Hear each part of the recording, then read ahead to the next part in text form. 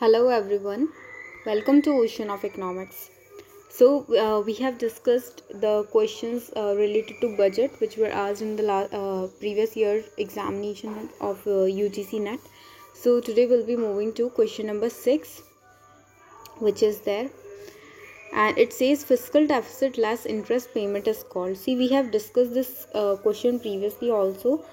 ये जो क्वेश्चन है fiscal deficit less interest payment, मतलब जो हमारा फिस्कल डेफिसिट होता है, फिस्कल डेफिसिट क्या है? Fiscal deficit is nothing but total expenditure minus total revenue but excluding boring. मतलब टोटल रेवेन्यू की जो है हमारी, उसमें बोरिंग पार्ट को हम इंक्लूड नहीं करते हैं। उसके बियॉन्ड जितनी भी रेवेन्यू है वो और जो टोटल एक्सपेंडिचर है उनका जो डिफरेंस होता है वो होता है हमारा fiscal deficit. Okay, so this concept of fiscal deficit minus interest payment, fiscal deficit में से जब इंटरेस्ट पेमेंट को माइनस करते हैं then what we get is nothing but primary deficit. Okay, this already we have discussed, so C is the correct answer. C आपका यहाँ पे correct answer बनता है कि फिस्कल डेफिसिट में से जब हम इंटरेस्ट पेमेंट, जो इंटरेस्ट हमने पे किया है, गवर्नमेंट ने जो पे किया है, वो माइनस करते हैं तो प्राइमरी डेफिसिट हमारा डेफिसिट बनता है। Next question is the process of budget making after re-evaluating every item of expenditure in every financial year is known as। बहुत इंपॉर्टेंट क्वेश्चन है। किससे डील करता है? ये आपका जीरो बेस्ड बजटिंग से डील करता है। Directly I am telling you the answer but explanation हम देखते हैं इसकी। Process of budget making after reevaluating. Reevaluating का क्या मीनिंग है? किसी चीज़ को फिर से इवेल्युएट करना है ना, फिर से देखना कि इज इट करेक्ट और नॉट, सब ठीक है, प्रॉपर है या नहीं है related to the budget. Every item, हर आइटम को बजट के अंदर जो जितने भी आइटम्स हैं उन सब के बारे में यहाँ पे बात हो रही है। Expenditure in every financial year, कब देखेंगे? हर फाइनेंशियल ईयर में। मतलब क्या होता है? लेट्स सपोज अगर हम बात करते हैं 2021 फाइनेंशियल ईयर की, इस केस में जो हमारा बजट चल रहा था। अब प्रोजेक्ट्स कुछ ऐसे होते हैं जो कंटिन्यूएशन में चलते जाते हैं ना, ईयर बाय ईयर। सो जो नेक्स्ट फाइनेंशियल ईयर जब आएगा और इसके बजट की बात होगी यहाँ पे, तो हम वो जो प्रोजेक्ट्स अभी कंटिन्यूएशन में उनको फिर से इवैल्यूएट करेंगे कि अब उसमें कितनी बजट की रिक्वायरमेंट है। जो ट्रेडिशनल बजट था वहाँ पे कुछ ऐसा होता था कि भाई किसी चीज़ के लिए हमने लेट सपोज 20 करोड़ दे दिए हैं, अब हमें फिर से क्या ज़रूरत है उसमें? क्या उसको इंक्रीज़ करने की ज़रूरत है, डिक्रीज़ करने की ज़रूरत है? तो पिछला जो आपका व्यू पॉइंट था उसी के अकॉर्डिंग हम देखते थे कि ठीक है अभी तक इतना, इस बार भी हम इतना लगा दें, यहाँ पे थोड़ी ज़रूरत है तो थोड़ा इंक्रीज़ कर दें, इस तरीके से। बट यहाँ पे हम वो जो प्रोजेक्ट है उसको फिर से इवैल्यूएट करते कि उसकी क्या प्रोग्रेस है, कितनी उसमें रिक्वायरमेंट है, उस बेसिस पे हम क्या करते हैं? बजट बनाते हैं। यहाँ पे जीरो बेस्ड बजट का एक और मीनिंग, मतलब इस एक और वे में इसको बोलते हैं, एंड दैट इज़ कि हर चीज़ को बेस जो है हम ज़ीरो से स्टार्ट करते हैं। हर चीज़ का बेस मतलब हर आइटम जो है जिस पे एक्सपेंडिचर होना है उसको जीरो से स्टार्ट करते हैं, स्टार्टिंग से मानते कि भाई अब हमको कितना बजट चाहिए। Okay, so it is that and that's why it is called zero based budgeting. So D would be the correct answer here. Next question, in which of the following zero based budgeting difficult to introduce? कौन सा इनमें से वो part है जिसमें जो zero based budgeting है उसको इंट्रोड्यूस करना, उसको अप्लाई करना डिफ़िकल्ट है? तो देखो, जो प्रोजेक्ट रिलेटेड चीज़ें होती हैं उनमें ये चीज़ें बहुत सिंपल होती है जीरो बेस्ड बजटिंग को इम्प्लीमेंट करना, इंट्रोड्यूस करना। But if I talk about establishing charges, ये जो होती है ये मिक्स्ड जो है मिक्स्ड कॉस्ट होती है, मतलब एक से रिलेटेड नहीं है, एक से ज़्यादा चीज़ों से रिलेटेड है। ठीक है, तो उस केस में जीरो बेस्ड बजटिंग करना इज़ नॉट पॉसिबल क्योंकि बहुत सारी चीज़ों की कॉस्ट को रिलेट कर रहा है यहाँ पे। सो it is quite difficult here, so that would not be the answer. Public work, okay, public work is also a kind of project जिसमें जीरो बेस्ड बजटिंग को अप्लाई कर सकते हैं। Next, irrigation project, yes this is a project, इसमें बिल्कुल से apply हो सकती है जीरो बेस्ड बजटिंग। नेक्स्ट बात करते हैं फिस्कल, फेडरल फिस्कल ट्रांसफर्स। ये क्या होता है? ये जो गवर्नमेंट होती है, सेंट्रल गवर्नमेंट, वो अपनी जो वी कैन से कि जो मनी रिक्वायरमेंट्स होती हैं या फिर जो बजट होता है वो सिर्फ अपने हैंड्स में उसकी पावर नहीं रख के जो उसके अंडर में लाइक स्टेट गवर्नमेंट और ये लोकल बॉडीज़ होती है उनको भी कुछ फंड्स अलोकेट करती है। तो उस केस में क्या जीरो बेस्ड बजटिंग पॉसिबल है? No, it is quite difficult in that case क्योंकि ये प्रोजेक्ट्स और किसी भी एक पर्टिकुलर वर्क से ज़्यादा रिलेट करती है, quite difficult here. So 2 and 3 would be the correct answer here. मतलब इनमें तो इजी है, ये पूछ रहा है डिफिकल्ट किस में है, तो डिफिकल्ट है फर्स्ट एंड फोर्थ में, so C would be the correct answer here. Will be moving to the next question. Now these are very very important question, क्योंकि ये लास्ट ईयर्स में, पास्ट ईयर्स जो है उनमें यूजीसी नेट में पूछे गए हैं रिलेटेड टू बजट, तो बहुत ज़्यादा इंपॉर्टेंट कंसेप्ट बन जाते हैं हमारे लिए, बहुत ज़्यादा इंपॉर्टेंट क्वेश्चन बन जाते हैं। Of the ninth question, which of the following which combination of two deficit is most significant for the Indian economy. देखो किसी भी इकोनॉमी के लिए ना दो डेफिसिट बहुत ज़्यादा इंपॉर्टेंट होते हैं। एक वो डेफिसिट जो हमें बोरोइंग बताएगा कौन सा होता है, वो फिस्कल डेफिसिट होता है। यहाँ पे भी लिखा है, यहाँ पे नहीं है, यहाँ पे भी लिखा है, यहाँ पे भी लिखा है, ठीक है। एक तो बात हुई फिस्कल डेफिसिट। दूसरा इंपॉर्टेंट होता है current account deficit. Current account deficit को हम डिटेल में पढ़ेंगे आगे, जो हम नेक्स्ट चीज़ें आएगी हमारी। बट करंट अकाउंट डेफिसिट में इम्पॉर्टेंट क्या है, ये क्यों इम्पॉर्टेंट है, इसलिए इम्पॉर्टेंट है क्योंकि ये किसी भी एक कंट्री के दूसरी कंट्रीज़ के साथ में फाइनेंशियल रिलेशनशिप्स को बताता है ना। I have told you in the last lecture also, last series जो थी MCQ की, कि जो आपका करंट अकाउंट डेफिसिट होता है वो इम्पोर्ट एक्सपोर्ट से भी रिलेट करता है, कि आपकी कंट्री जो है, लेट्स सपोज इंडिया और अमेरिका की बात करें, तो हमारे पास दूसरी कंट्रीज से कितना पैसा आया और हमने इनको कितना पैसा दिया ना।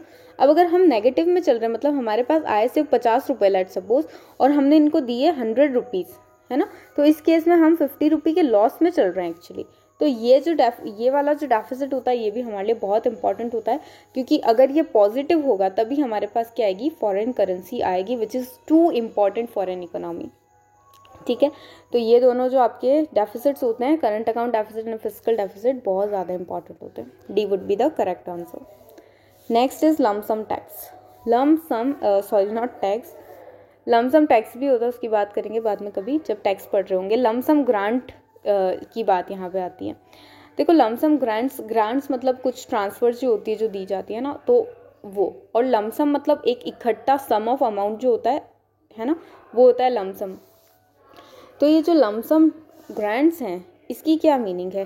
First option we see, a grant whose amount is sufficient to meet the expenditure. नहीं, बिल्कुल भी नहीं। किसी भी एक्सपेंडिचर को देख के यहाँ पे ग्रांट्स देने की बात नहीं हो रही है, ठीक है। तो उस सफिशिएंट है कि नहीं उस एक्सपेंडिचर के लिए, उसकी तो बात ही नहीं है। This would not be the answer. अब मैचिंग एंड कंडीशनल ग्रांट, बिल्कुल भी नहीं। लमसम ग्रांट कंडीशनल ग्रांट नहीं होता है। Grant given for a special purpose and it can be utilise for the purpose only, है ना, सिर्फ उसी पर्पस के लिए यूटिलाइज हो सकता है। बिल्कुल भी नहीं, ऐसा कुछ नहीं है। जो आपको ग्रांट मिला है वो ज़रूरी नहीं आप जिस पर्टिकुलर पर्पस के लिए सामने वाले पर्सन ने या ऑर्गेनाइजेशन ने या कंट्री ने सोच के दिया है, आप उसी पर्पस के लिए यूज़ करो। आप किसी और पर्पस के लिए भी यूज़ कर सकते हैं, ठीक है। लास्ट ऑप्शन है grant whose amount is not dependent on any matching effort of the recipient. Recipient मतलब कौन? जो लेने वाला है। यहाँ पे गवर्नमेंट की अगर हम बात करें तो गवर्नमेंट जो ले रही है, तो उसने कुछ, जितना ग्रांट उसको मिला है उतने ही उसने एफर्ट्स भी किए हैं कि उसको ग्रांट मिला है। बिल्कुल भी नहीं, ऐसा कुछ भी नहीं होता है, ठीक है।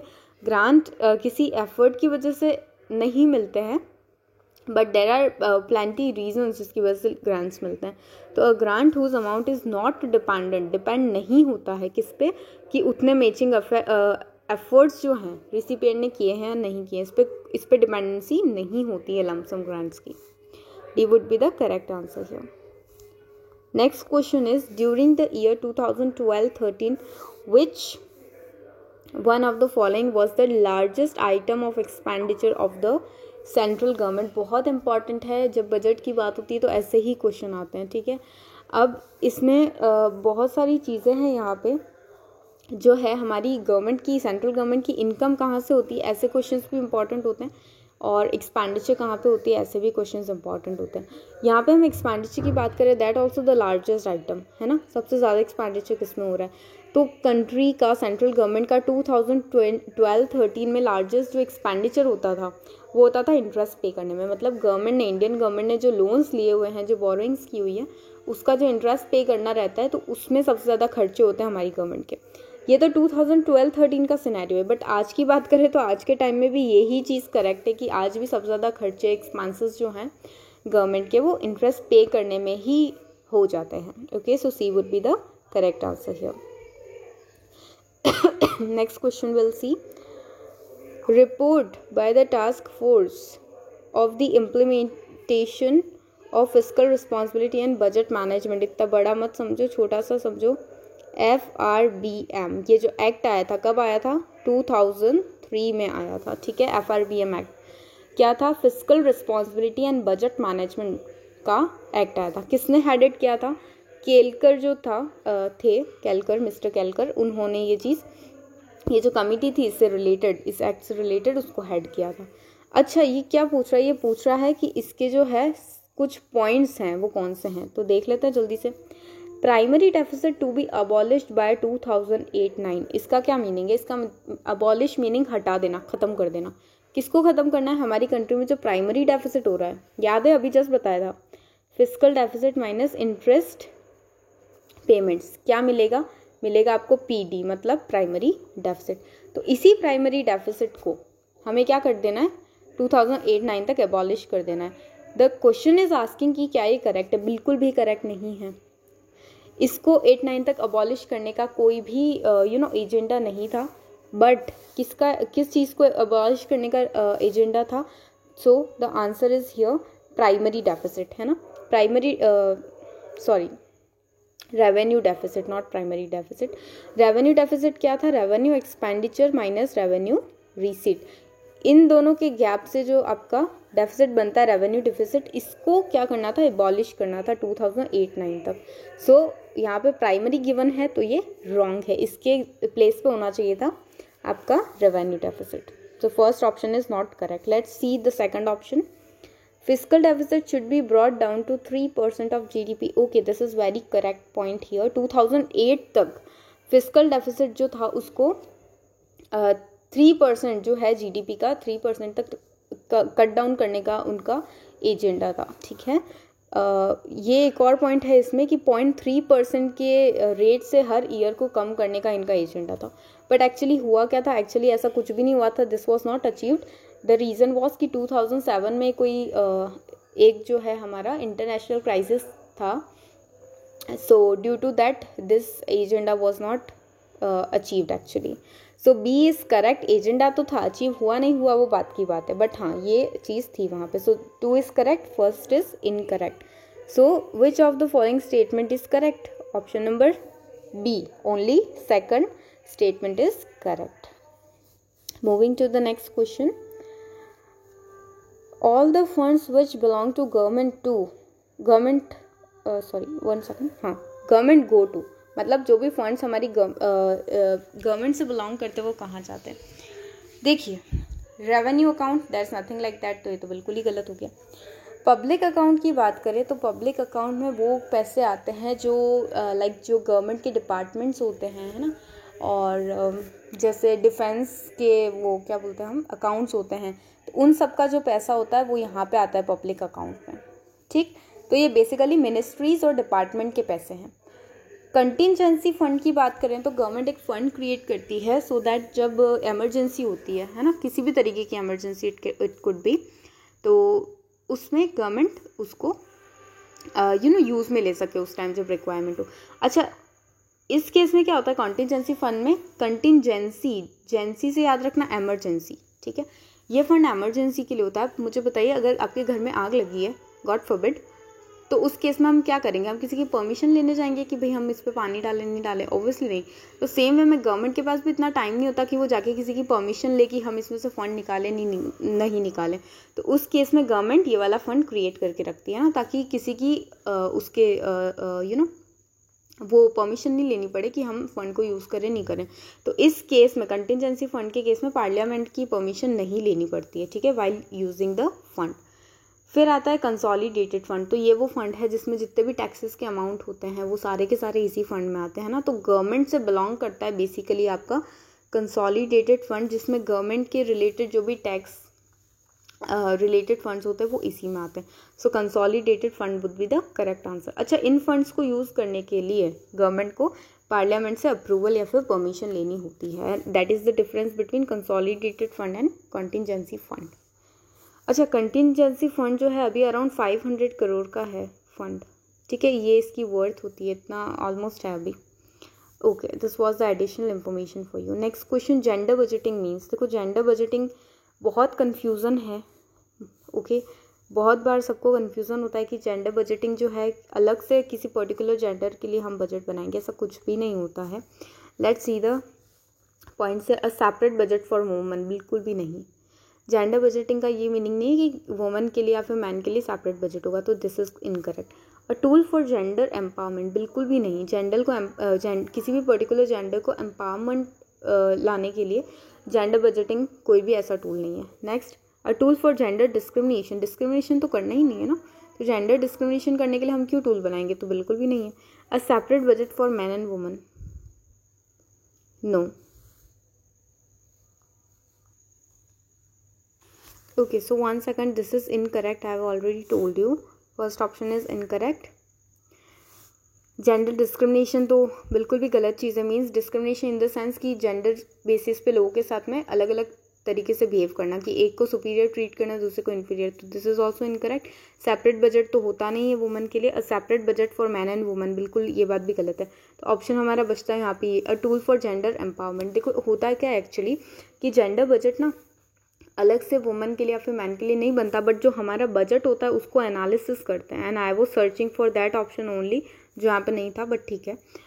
बजट जो है उसको यहाँ पे एनालिसिस करते हैं कि जेंडर के बेसिस पे कि बजट में कितना किसी पर्टिकुलर जेंडर के लिए स्पेंड किया गया है या फिर उसके लिए रिजर्व किया गया है। और एक्चुअल में होता भी काफ़ी, मतलब जो बजट होते हैं उसमें वुमेन एम्पावरमेंट के लिए काफ़ी सारी स्कीम्स चलाई जाती है, तो बजट का एक पार्ट उसके लिए होता है ना। तो जेंडर एम्पावरमेंट यहाँ पे कहीं ना कहीं से अराइज होता है, बिकॉज किसी पर्टिकुलर जेंडर को एनालिसिस किया जाता है उसके बेसिस पे कि किसी पर्टिकुलर जेंडर को कितना बजट का पार्ट एलोकेशन हुआ है। सो जेंडर एम्पावरमेंट की बिल्कुल बात होती है। और इंडिया के लिए तो काफ़ी अच्छा बजट है, क्योंकि इंडिया में वुमेन एम्पावरमेंट की तो बहुत ज़्यादा रिक्वायरमेंट है, बट आई वुड से पूरी वर्ल्ड में रिक्वायरमेंट है इस चीज़ की, बट ओके।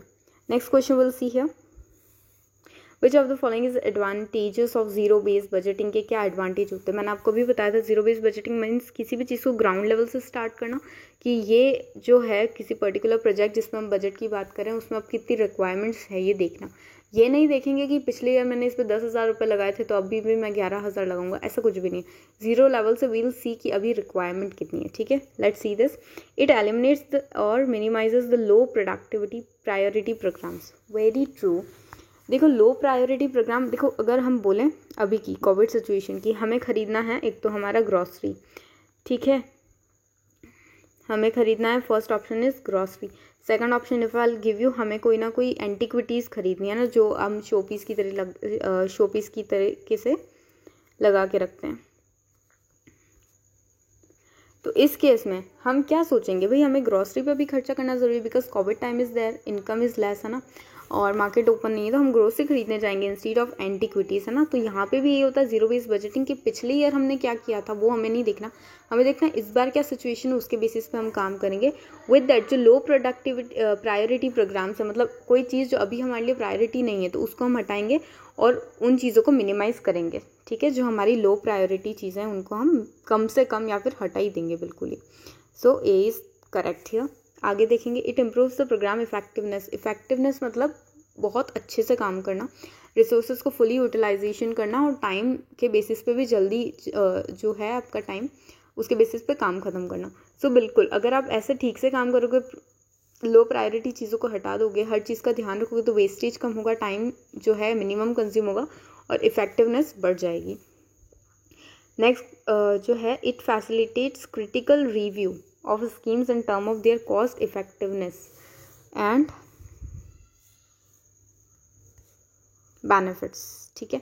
तो कॉस्ट इफेक्टिवनेस और बेनिफिट्स के बेसिस पे बिल्कुल हम उनका क्रिटिकल रिव्यू करते हैं कि कौन सी चीज़ आपको कॉस्ट इफेक्टिवनेस दे रही है, मतलब आपकी कॉस्ट कम कर रही है, और बेनिफिट को इंक्रीज कर रही है। तो इस चीज़ को भी जीरो बेस्ड बजटिंग में देखते हैं। तो all the three options are correct here, तो सही ऑप्शन हमारा बन जाएगा option number C. I hope you liked the video and stay tuned for other knowledgeable videos related to economics and UGC NET. Thank you so much.